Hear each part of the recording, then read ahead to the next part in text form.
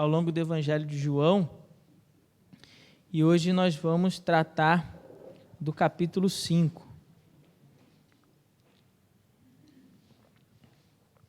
Se você puder abrir sua Bíblia, João capítulo 5, nós vamos ler do 1 até o 18, do 1 ao 18. Conforme você for encontrando, se você puder se colocar em pé em reverência à palavra de Deus. Eu sei que você acabou de sentar, mas prometo, depois eu vou pedir para você sentar e você não vai mais precisar levantar. João, capítulo 5, a partir do verso 1 até o verso 18, diz assim a palavra do Senhor. Passado certo tempo, houve uma festa dos judeus, e Jesus subiu para Jerusalém. Em Jerusalém, perto da porta das ovelhas, há um tanque chamado Betesda, na língua dos hebreus, o qual tem 5 pórticos. Neles ficava deitada uma grande multidão de doentes, cegos, mancos, paralíticos, esperando o movimento da água, pois um anjo do Senhor descia de tempos em tempos ao tanque e agitava a água. Então o primeiro que ali entrasse, depois do movimento da água, sarava de qualquer doença. Estava ali um homem enfermo, havia 38 anos. Vendo-o deitado e sabendo que vivia assim havia muito tempo, Jesus lhe perguntou: queres ser curado? O enfermo lhe respondeu: Senhor, não há ninguém que me ponha no tanque quando a água é agitada. Por isso, enquanto eu vou, outro desce antes de mim. E Jesus lhe disse: levanta-te, pega a tua maca e anda. Imediatamente o homem ficou curado e, pegando a maca, começou a andar. E aquele dia era sábado. Por isso os judeus disseram ao que fora curado: hoje é sábado e não te é permitido carregar a maca. Ele, porém, lhes respondeu: aquele que me curou, esse mesmo me disse: pega a tua maca e anda. Perguntaram-lhe então: quem é o homem que te disse, pega a tua maca e anda? Mas o que fora curado não sabia quem era, pois Jesus havia se retirado por haver muita gente naquele lugar. Jesus encontrou-o mais tarde no templo e disse-lhe: olha, já estás curado, não peques mais, para que não te aconteça coisa pior. O homem então retirou-se e contou aos judeus que fora Jesus quem o havia curado. Por isso os judeus começaram a perseguir Jesus, porque ele fazia essas coisas no sábado. Mas Jesus lhes respondeu: meu Pai trabalha até agora, e eu trabalho também. Por isso os judeus procuravam ainda mais matá-lo, não só porque infringia o sábado, mas também porque dizia que Deus era seu Pai, fazendo-se igual a Deus. Amém? Os irmãos podem se assentar. Mantenha, por favor, a sua Bíblia aberta. Eu quero refletir com os irmãos nessa noite sobre o tema o homem igual a Deus. O homem igual a Deus. E da onde que eu tiro, extraio o título dessa nossa reflexão dessa noite? Justamente do versículo 18 que nós acabamos de ler. Fazendo-se igual a Deus. Então, Jesus é o homem igual a Deus. O que nós estamos vendo aqui nesses primeiros 18 versículos que nós acabamos de ler? Bom, nós estamos vendo a cura de um homem que, segundo o texto, no versículo 5, já estava enfermo há 38 anos, em uma ocasião especial, em uma festa, aonde os judeus então viriam para Jerusalém para as suas celebrações. Pelo menos 3 vezes no ano os judeus vinham para Jerusalém para suas celebrações. O texto não diz muito bem qual festa era essa, que festa era essa, mas diz que houve uma festa, e então nessa festa Jesus cura esse homem. Jesus cura esse homem. Esse fragmento, essa seção do texto que nós lemos é apenas uma introdução. É importante que você entenda isso. A cura no capítulo 5 não é o mais importante. O mais importante é a mensagem que vai se seguir depois daqui. Mas antes, Jesus, estrategicamente, ele cura esse homem, provocando assim uma discussão. E aí depois Jesus vai pegar essa discussão sobre a cura desse homem, né, que foi realizada no sábado, sobre o fato desse homem ficar andando lá pela rua da cidade com a sua maca na mão. Jesus vai pegar esse acontecimento para então declarar a sua mensagem. E aí, no segundo momento desse texto, é que nós vamos ver a mensagem de Jesus a partir do versículo 19 até o versículo 47. Então, Jesus opera um milagre, isso chama a atenção das pessoas, gera um acontecimento, uma discussão, e no meio dessa discussão, Jesus traz uma mensagem. Estamos juntos até aqui? Amém? Amém?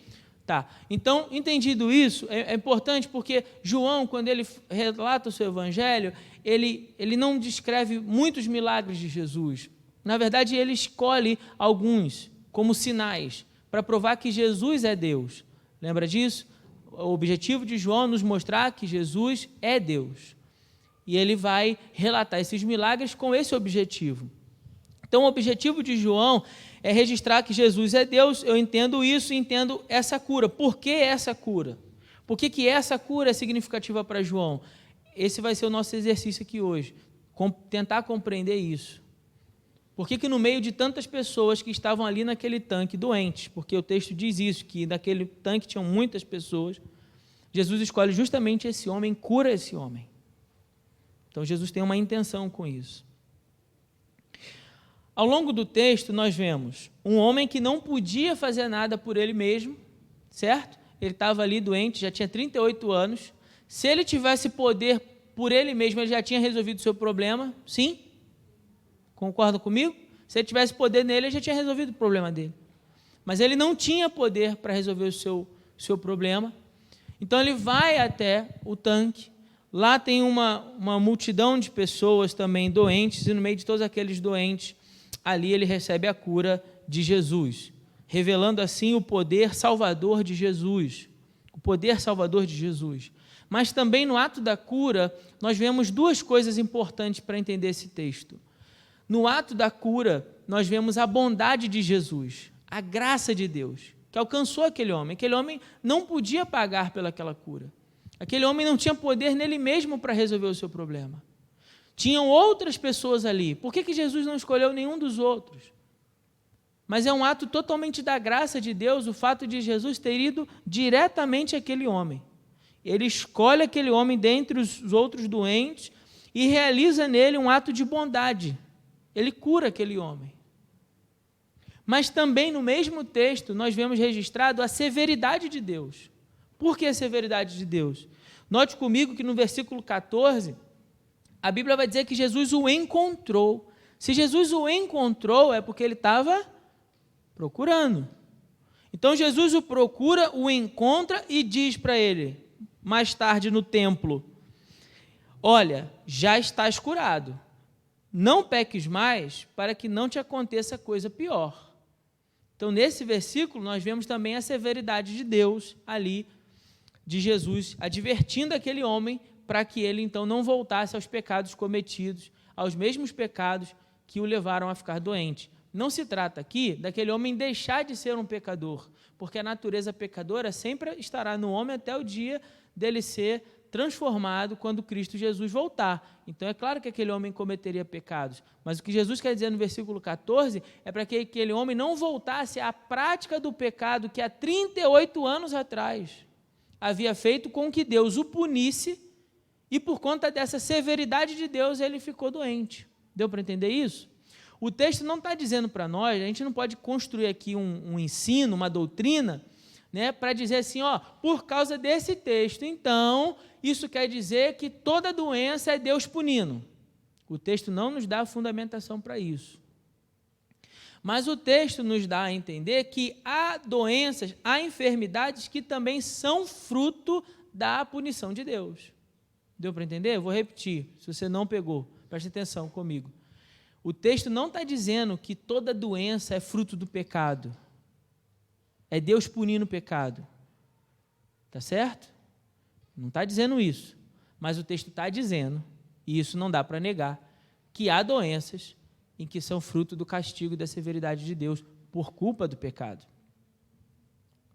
Então, algumas coisas a gente precisa agora observar primeiro por alto para a gente poder mergulhar no texto. Primeiro, acreditava-se que uma vez por ano um anjo movia as águas e as pessoas que estivessem ali, o primeiro que entrasse na água era curado.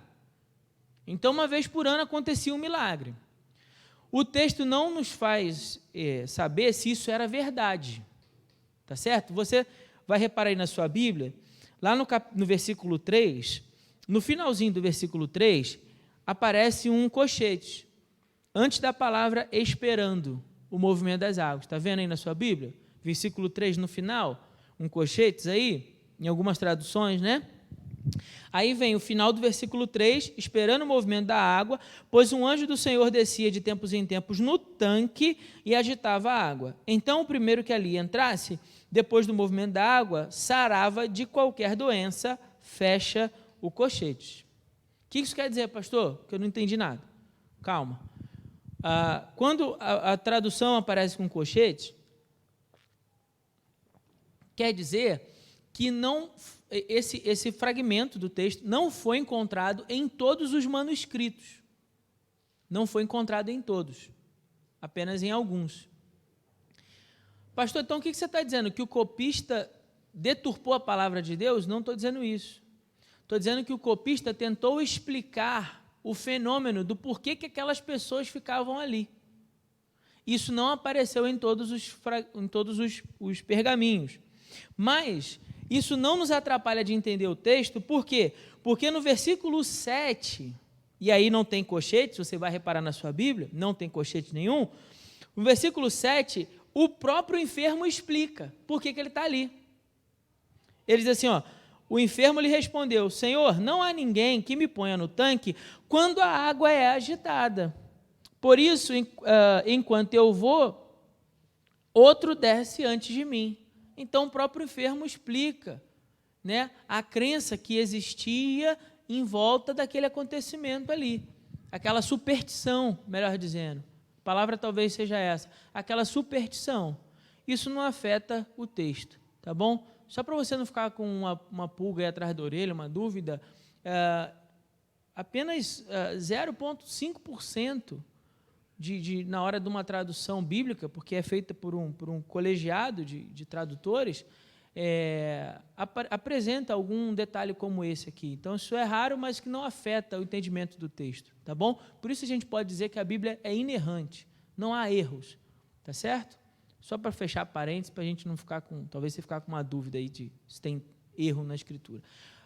O fato de ter aqui esse detalhe não nos impede de entender a essência do texto, tá bom? Bom, então, tinha lá, a gente agora entende isso bem, a crença que existia em torno daquele poço. O que mais a gente precisa compreender? Esse foi o único milagre daqueles sinais que João fez questão de registrar, onde a iniciativa é de Jesus. Você percebeu isso? Nos outros milagres, normalmente as pessoas iam até Jesus e pediam a ele o milagre. Jesus me cura, Jesus faz isso, Jesus faz aquilo. Nesse caso é muito especial, porque esse é o único que Jesus falou assim, não, eu é que vou lá para curar esse homem. Ele nem pediu por isso. Bom, outro detalhe interessante para a gente pensar, o termo, né, que aparece aqui, do tanque de Betesda, Betesda pode ser traduzido no hebraico por casa de misericórdia, casa de graça. Era o nome, uma possível tradução para essa expressão que aparece aqui, Betesda, tanque de misericórdia, tanque de graça. Que mais? Esse milagre também pode ser para nós uma ilustração, pode representar para nós uma ilustração de como a graça de Deus opera no meio da humanidade. Porque, veja, o que a gente está olhando lá para o texto? Tem lá um tanque, tem uma porção de pessoas, um monte de pessoas doentes, pessoas cegas, pessoas paralíticas, pessoas coxo, uma porção de gente com uma porção de necessidade. E no meio dessas pessoas, dessa necessidade, Jesus vai até eles, vai até aqueles doentes e então realiza uma cura. Cegos, coxos, paralíticos, mas Jesus vai especialmente em um homem E aí fica para nós a pergunta, por que justamente esse homem e não todo mundo? Mas essa pergunta eu vou deixar em aberto para a gente responder ela depois. Outra observação importante. João, ele faz questão de retratar para nós que aquele homem já sofria há 38 anos. 38 anos. E aí, pesquisando para a gente poder trazer essa mensagem aqui hoje, eu achei um outro detalhe também muito interessante, uma outra coincidência, que eu não sei até que ponto foi justamente esse homem. Não sei se é essa a resposta, tá certo? Mas é uma coincidência que eu acho que vale a pena mencionar. Lá no livro de Deuteronômios, capítulo 2, versículo 14, vai dizer que aquela geração que ficou perdida pelo deserto por conta da desobediência a Deus, levou 38 anos até que o último homem pereceu. Coincidência ou não, esse é o mesmo estado de Israel, nesse momento do texto. O que eu estou querendo dizer com isso? Não sei se essa é a resposta, mas o fato de Jesus ter escolhido aquele homem e o fato de João dizer para nós que aquele homem já sofria há 38 anos, algo além ainda da mera narração do milagre, pode nos dar um indício do que João está querendo dizer para nós. Se há uma comparação nesse caso com a própria nação de Israel, com o Estado de Israel, pecador, desobediente a Deus, sem poder fazer nada por si mesmo, vagando perdido até que o último homem se perca. E a outra e última observação aqui, eu só reafirmo, não quer dizer esse texto para nós, não serve de doutrina para a gente declarar que toda doença é Deus castigando, tá certo? Só reafirmar isso para você não sair daqui com o entendimento errado. Bom, feitas essas observações, o que a gente pode tirar como lição desse texto? Primeiro, aquele homem representa a humanidade. Aquele homem não representa apenas um homem enfermo, mas sim a humanidade. Cegos, mancos, paralíticos, espiritualmente falando. Quando você depois for ler em casa o restante desse texto, ou no próximo domingo, quando a gente abordar do versículo 19 até o versículo 47, você vai ver que a crítica de Jesus é justamente que, embora ele tenha curado aquele homem enfermo, toda a nação de Israel está enferma espiritualmente. Ali naquele tanque tinha alguns cegos, mas Jesus vai dizer que toda a nação de Israel está cega espiritualmente. Então Jesus cura um homem, mas o que Jesus quer mostrar para aquelas pessoas é que todos estão, de alguma maneira, contaminados e doentes por conta do pecado. Por isso que aquele homem, o fato de Jesus escolher um e curar, é tão representativo para a gente. Não dá para ignorar esse fato. Não dá para a gente deixar simplesmente para lá e achar que isso não significa nada. No entanto, a humanidade está perdida, existem cegos espirituais, coxos espirituais, mancos espirituais, leprosos espirituais, mortos espirituais, mas eles se juntam em torno de uma crendice, de uma fantasia, de uma superstição. E eles se juntam em torno dessa superstição, achando que vai melhorar. Veja se não é assim que a humanidade caminha. Cegos espirituais, coxos espirituais, enfermos espirituais, mas se juntam no meio de todo tipo de crendice, todo tipo de superstição, achando que vai sair dali curado, que vai sair dali com os problemas resolvidos.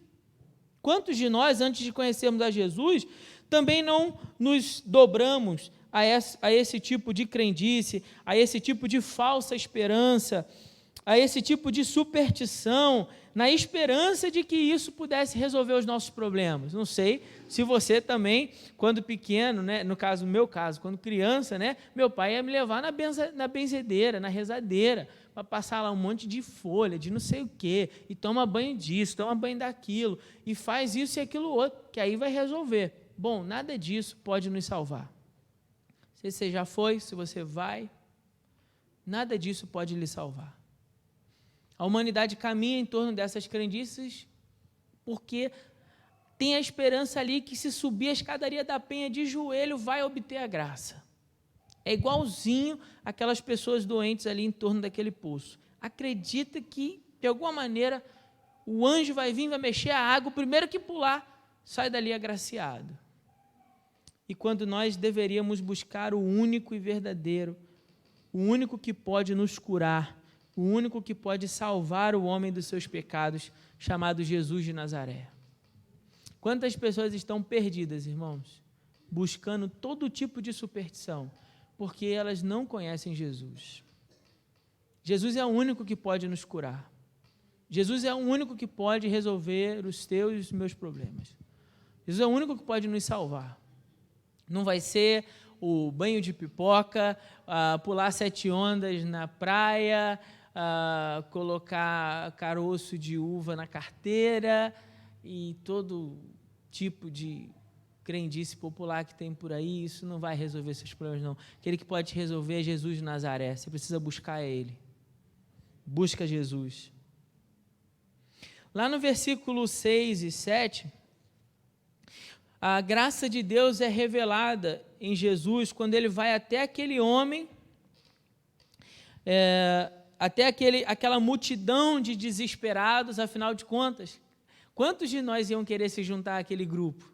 Um grupo de desesperados, um grupo de gente doente, um grupo de gente enferma, e você vai querer se juntar a essas pessoas?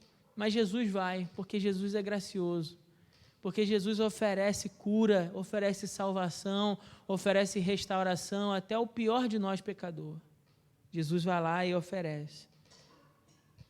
E no meio daquela multidão, Jesus escolhe aquele homem que o texto disse para nós que ele sofria há 38 anos, mas Jesus ainda assim faz uma pergunta para ele. Isso é muito importante.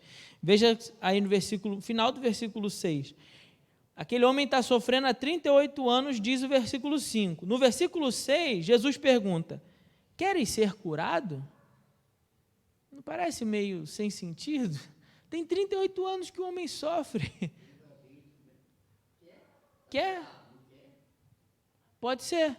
Mas tem uma outra questão aqui. Jesus vai levantar essa pergunta com um propósito. Ainda que aquele homem sofresse por 38 anos. A observação que o Heitor levantou é propícia, porque alguns de nós simplesmente não querem ser curados. Ele tem toda a razão em falar isso. Alguns de nós se acostumaram a viver doentes, porque recebem atenção, porque fizeram do coitadismo e da autocomiseração um estilo de vida. Então passaram a receber mais atenção pelo estado de doente do que quando eram sãos. E aí prefere ficar doente, porque pelo menos doente eu tenho a sua atenção. Pelo menos doente eu posso ficar me lamentando para você. Não tem gente assim? Não quer levantar e ser curada. Porque fez do seu estado de doença, não só um estado de doença físico, mas um estado de doença da alma. Então se acostumou. Então, de fato, a observação do leitor é pertinente. Será que eu quero, de fato, ser curado? Essa é uma resposta que eu preciso dar nessa noite. Você concorda comigo? Amém? Eu posso dizer que não. Mas ainda há 3 problemas que aparecem revelados na fala daquele homem. 3 problemas. No versículo 7, porque ele fala assim, Senhor, não há ninguém que me ponha no tanque. Esse é o primeiro problema.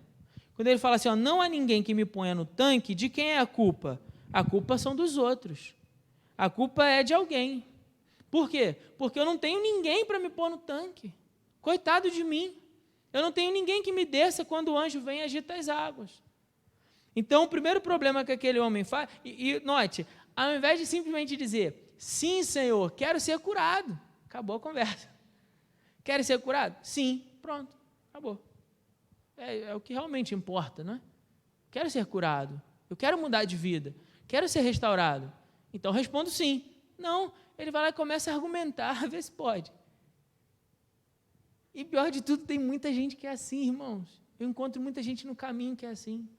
Você quer mudar de vida? Mas é que eu não sei bem, mas você não entende o meu problema. Aí você vai lá e fala alguma coisa que pode ser a solução, a pessoa cria um novo problema, mas é que... Não sei. Aí esse homem apresentou 3 problemas. Primeiro, não tem ninguém. Eu não tenho ninguém por mim. Esse é o primeiro problema. Segundo, quando ele fala assim, quando a água é agitada. Por que isso é um problema? Porque aquele homem, isso mostra que aquele homem está acreditando que a esperança dele ser curado é aquela crendice popular que existia. É aquela falsa esperança. Entende? Então, isso é um problema, porque aquele homem está com uma ideia errada. Ele acha, por exemplo, que se ele subir lá a escadaria ali, que você sabe o que eu estou falando, ele vai ser curado. O problema está aqui agora também. A crença dele está errada. Terceiro problema, enquanto eu vou, outro desce antes de mim. O que ele está querendo dizer com isso?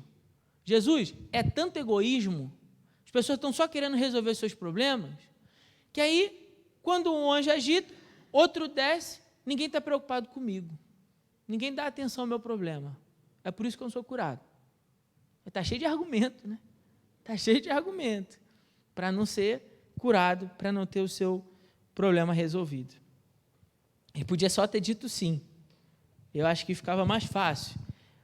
Mas é bom que ele diga essas coisas, e eu vou explicar por quê. Porque quando esse homem, ele coloca esses argumentos para Jesus, e Jesus ainda assim no versículo 8, declara uma palavra sobre a vida dele, e diz assim, levanta-te, pega a tua maca e anda, pega a tua cama e anda. Isso representa para nós, mais uma vez, esse retrato da humanidade, das pessoas no geral.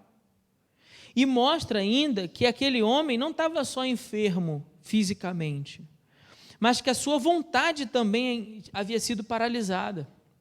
A sua vontade, a sua alma também estava doente.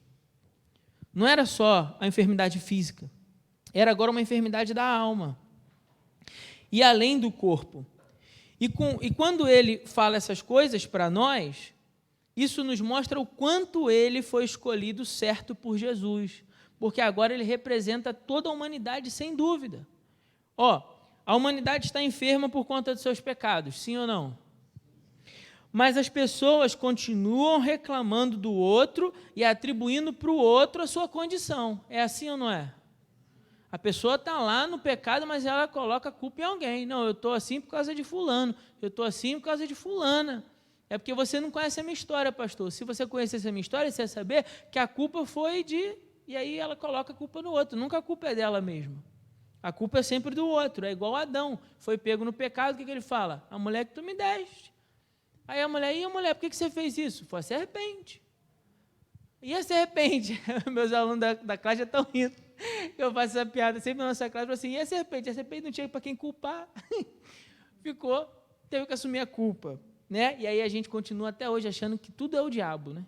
Tudo é o diabo. Não, isso aí é o diabo, pastor, está se levantando. O diabo está se levantando. Foi o diabo que colocou essa doença aqui no homem.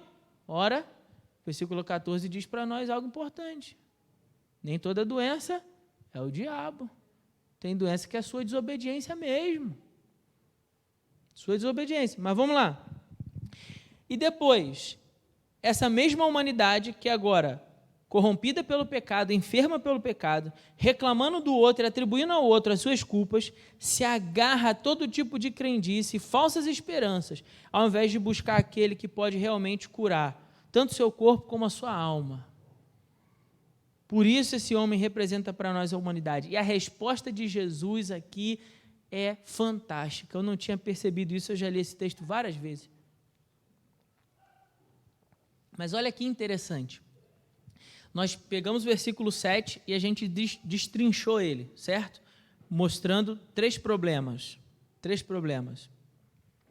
Agora, no versículo 8, aparece 3 soluções. Olha que legal. 3 problemas no versículo 7. 3 verbos no verso 8, representando 3 soluções. Lá ele disse, não tenho ninguém que me ponha no tanque. Qual era o problema? O problema era que ninguém cuida de mim. O problema é o outro. Aqui Jesus vira e fala assim, primeiro verbo, levanta-te. Levanta-te. O que eu quero dizer com isso? Ao invés de você ficar prostrado, reclamando que ninguém cuida de você, é hora de você tomar coragem e se levantar por si mesmo. Levanta-te. Segunda parte da resposta de Jesus. Vamos primeiro para o problema. Ele fala assim,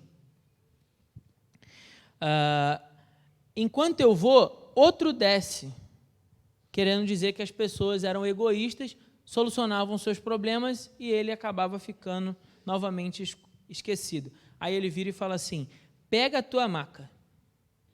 Pega a tua maca. Ao invés de você ficar reclamando do egoísmo dos outros, de que ninguém vai fazer nada por você, faça você por você. Pega a tua maca. Toma a atitude que você precisa tomar por você mesmo. Então, primeiro levanta-te, depois pega a sua maca. E depois ele fala por último: anda. Anda. Ao invés de você ficar prostrado aqui, junto dessas pessoas, perto desse tanque, achando que esse tanque é a solução dos seus problemas, anda, começa a andar. Caminha. Sai daqui. Não fique agarrado a uma falsa esperança. Estou curando você agora. Então veja, na resposta de Jesus, ele apresenta para nós respostas aos problemas levantados por esse homem também. E o resultado daquele milagre, então? O resultado daquele milagre é que 3 encontros serão promovidos por causa desse milagre. Então, o que eu falei no início para você? O milagre tem o objetivo de mostrar que Jesus é Deus e de fazer eu e você refletirmos sobre a bondade de Deus, mas também a sua severidade. Depois que Jesus faz esse milagre, ele provoca uma discussão para trazer uma palavra. Mas antes dessa palavra, 3 encontros acontecem. Isso vai aparecer a partir do versículo 10, até o versículo 18 que nós lemos. O primeiro encontro é o encontro do homem com os líderes religiosos. O primeiro encontro do homem com os líderes religiosos, a Bíblia diz assim: por isso, no versículo 10, os judeus disseram ao que fora curado. O que os judeus vão dizer? Hoje é sábado e não te é permitido carregar a maca. Veja só, ele, porém, lhes respondeu: aquele que me curou, esse mesmo disse: pega a tua maca e anda. O que os líderes religiosos perguntam? Quem é o homem que te disse: pega a tua maca e anda? Vamos pensar sobre isso aqui. O homem está enfermo há quantos anos? Show de bola, eu queria só saber se vocês estavam prestando atenção. 38 anos. 38. Tem 38 anos que aquele homem está perto ao tanque de Betesda, que ficava perto da porta das ovelhas, na entrada do templo. Você acha que se tivesse um homem enfermo há 38 anos vivendo aqui na esquina, por exemplo, nós não saberíamos quem é? Claro, a gente veria esse homem todo dia, sim ou não? Certo? Então, não é errado nós presumirmos que aqueles homens sabiam quem era aquele homem lá. É o mesmo que a gente cansou de ver que há anos que esse homem está enfermo lá perto do tanque, junto com aquela multidão lá de desesperados. Então, esse homem está lá. Agora, esse homem está andando e está carregando a cama dele. Ao invés deles perguntarem: quem foi que te curou? Eu quero saber quem é que tem poder para fazer isso, para curar essa enfermidade sua. Quem foi que celebrou isso? Porque tem um detalhe importante nesse texto. Segundo as profecias, a cura desse tipo de enfermidade seria ministério do Messias. Quem teria poder para realizar esse tipo de cura é o Messias. E os judeus conheciam muito bem o texto de Isaías 35, do 3 ao 8, quando fala que ele daria vista aos cegos, curaria os coxos, faria os paralíticos andarem. A profecia de Isaías capítulo 35. Mas os líderes religiosos, segundo o texto, estavam cegos. Esses sim também estavam enfermos, só que espiritualmente. E por isso eles não conseguiam enxergar que eles estavam diante do seu Salvador.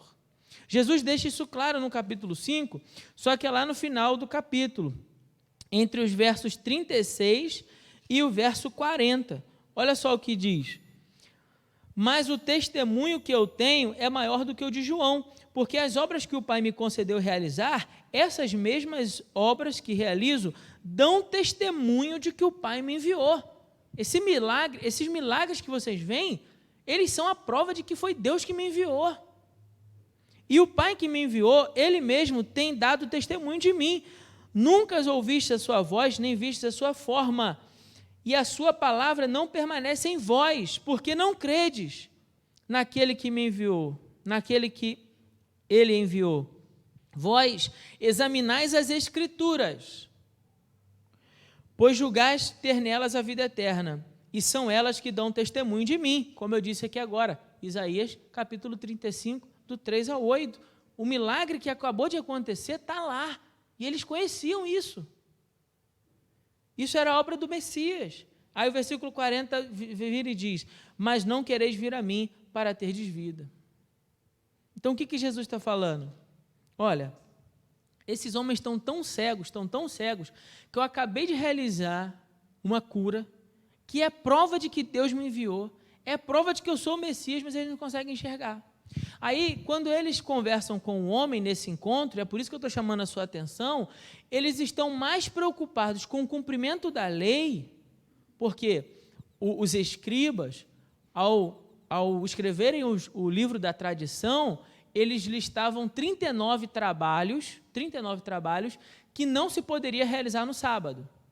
Dentre esses 39 trabalhos, um deles é carregar a carga. Então, quando eles veem um homem carregando uma cama, ao invés de ficar preocupado de entender como é que esse homem foi curado, como é que isso aconteceu, eles estão preocupados que aquele homem não está obedecendo à lei. Estão mais preocupados com o legalismo do que com conhecer aquele que estava ali agora operando a cura e realizando a salvação daquele homem. Salvação não, perdão, a cura daquele homem, a restauração daquele homem. Vou explicar isso mais para frente. Por quê? Eles estão cegos. Outro resultado dessa cura é o encontro entre Jesus e o homem, que a gente já falou aqui do verso 14, quando Jesus faz essa advertência, não volte para os pecados que lhe trouxeram essa condição. É isso que Jesus está falando. Quando ele diz, olha, você já foi curado, não peques mais. Não quer dizer que a partir de agora aquele homem vai ser perfeito. Jesus está dizendo para ele, olha, lembra que há 38 anos, a vida que você tinha te levou para essa condição. Não volte para a mesma vida. Deus está te dando uma segunda chance. Não volte para a mesma vida. Deus está te dando uma segunda chance. Quem tem entendimento, entenda. Quem tem ouvido, ouça o que o Espírito diz à igreja. Ele fala, para que não te aconteça coisa pior. Aí você vai perguntar para mim, pastor, o que pode ser pior do que o homem ficar doente 38 anos, meu Deus? O que é pior do que isso? 38 anos o homem está lá enfermo. Imagina como deve ser. A gente fica uma semana doente de cama, a gente já fica agoniado, doido para sair, não é assim? A gente fica desesperado, que a gente quer logo resolver. E já fica se lamentando, falando uma opção de besteira. O homem está 38 anos, a gente fala assim, tem coisa pior do que isso, hein? Tem coisa pior do que você ficar enfermo jogado há 38 anos. Tem coisa pior? Tem. O que tem pior? O inferno. Uma condenação que não vai até 38 anos, vai por toda a eternidade. Essa é a advertência de Jesus. Olha, para que não te aconteça coisa pior. A condenação eterna é pior do que os 38 anos. O inferno é pior do que os 38 anos. O lugar de sofrimento é real. Não é história. Não é crendice como um anjo que agita a água, não. É verdadeiro. Porque se a promessa do Senhor é vida eterna, a sua justa punição também seria eterna. Então, se a promessa do Senhor para nós é vida eterna, na contramão disso está a morte eterna. Não se iluda. Tem gente mal intencionada pela internet ensinando para você que o inferno é morreu, acabou. Não é morreu, acabou. A Bíblia vai dizer, lá em Hebreus capítulo 9, versículo 27, que após a morte segue-se o juízo. Ao juízo de Deus, uns para a salvação eterna, outros para a condenação eterna. Então não se deixe enganar, Deus não se deixa escarnecer. Jesus está enfatizando a severidade de Deus para que aquele homem entendesse que de Deus ninguém zomba. Então não volte para aquela velha vida, Deus está te dando uma nova chance. Caminha, não volta para aquilo, senão vai te acontecer coisa pior. Poderia ser que aquele homem agora morresse sem nenhuma doença. E ainda assim o aconteceria coisa pior. Porque no dia do juízo final ele seria condenado. O terceiro encontro e último, como resultado desse milagre, é o encontro de Jesus com os líderes religiosos. Encontro de Jesus com os líderes religiosos. Mas antes de falar desse encontro, só para você entender, veja o que diz o verso 15. O versículo 15 fala assim: o homem então retirou-se. Depois que Jesus adverte a ele, ele sai. Aí fala assim: então retirou-se e contou aos judeus que fora Jesus que havia curado. Você lembra o que a gente leu mais em cima no texto? Vou voltar no 10. Acompanha aí para você entender. Por isso os judeus disseram ao que fora curado: hoje é sábado, não te é permitido carregar a maca. Aí o homem se esconde. Ele, porém, lhe respondeu: aquele que me curou, ele mesmo disse: pega a tua maca. Colocando o foco, o holofote sobre Jesus de novo. Aí no verso 12 eles perguntam: então, quem é o homem que te disse: pega a tua maca e anda? Mas o versículo 13 diz: mas o que fora curado não sabia quem era, pois Jesus havia se retirado por haver muita gente naquele lugar. Aí olha que coisa interessante, para não dizer o mínimo. Depois que aquele homem descobre que volta a encontrar Jesus e fala com Jesus, agora ele sabe quem foi que curou ele? Ele consegue reconhecer, identificar quem curou ele? Ao invés dele falar assim: Jesus, então agora eu estou contigo. Para onde você for, eu vou. Para onde você está indo? Eu quero ir também. Me leva junto. Eu não quero que aconteça coisa pior comigo, não. Eu não quero voltar para a mesma vida que eu vivia, não. Se tem coisa pior do que isso, 38 anos, eu não quero mais, nunca mais na minha vida. Para onde você está indo agora? Eu vou com você agora. Não. Aquele homem sai de perto de Jesus, volta lá nos líderes religiosos e aponta: foi aquele lá, vocês não estão procurando aí para pegar quem foi que me curou? É aquele ali, Aí você fala: meu Deus do céu, eu tinha que dar uma coça nesse homem. Tinha que dar uma coça nele. O que está fazendo, meu Deus? Em vez dele seguir Jesus, sai fora disso, Se livra disso. A preocupação dele é agradar os judeus e não a Cristo. A preocupação dele é agradar aqueles que estavam perseguindo a Jesus, mais do que agradar o Jesus que o havia curado. O que isso ensina para mim? Bom, não são poucas as pessoas que aceitam de bom grado as dádivas que Deus deseja dar para elas. Aí elas aceitam: pode dar para mim, glória a Deus, Deus é bom demais, recebi uma bênção, mas ignoram completamente o doador. Se pudesse, ele estava lá com prego para pregar no Jesus também na cruz. Elas querem as dádivas, não querem o doador, ignoram completamente o doador. É possível que, outra coisa que esse homem me ensina, é possível que eu e você possamos experimentar o milagre e ainda assim não ser salvo. É possível? É. Você pode vir à igreja e estar doente, você é curado. Porque o Deus gracioso escolheu você e falou assim: vou agir com graça e misericórdia sobre você. Declara uma palavra, levanta e anda, você é curado. Ok, agora você está curado. Isso não quer dizer que você vai para o céu. Não quer dizer que você vai para o céu. Você pode estar indo para o inferno, mas agora você está indo com as duas pernas boas. Mas continua na direção do inferno. Porque o fato de ter essa experiência com a graça de Deus não significa que nós encontramos o Deus da graça. Quando é que nós somos salvos? Quando nós temos o encontro com o Deus da graça. Muita gente já teve experiência com a graça de Deus. Recebeu bênção, cura, livramento, resposta, emprego, casamento, restauração, libertação de todo tipo, encontros com a graça de Deus, porque Deus é gracioso. O texto nos aponta para um Deus gracioso, que toma iniciativa, vai até o enfermo e cura o enfermo, sem pedir nada em troca, nenhum pagamento, nem nada, libera graça sobre o enfermo. O texto apresenta para nós um Deus gracioso, mas o texto também nos adverte a severidade de Deus, que não se deixe escarnecer. Se você fizer de novo, algo pior pode te acontecer: a condenação. Então, nem todos são alcançados por esse Deus da graça, mesmo que tenham tido uma experiência com a graça de Deus. Por fim, Jesus então dá uma resposta para aqueles homens. Qual é a resposta? Deus Pai trabalha. Eu também trabalho, versículo 17. Mas Jesus respondeu, meu Pai trabalha até agora, e eu trabalho também. Isso significa duas coisas. A primeira fala dessa relação especial de Jesus como sendo filho de Deus.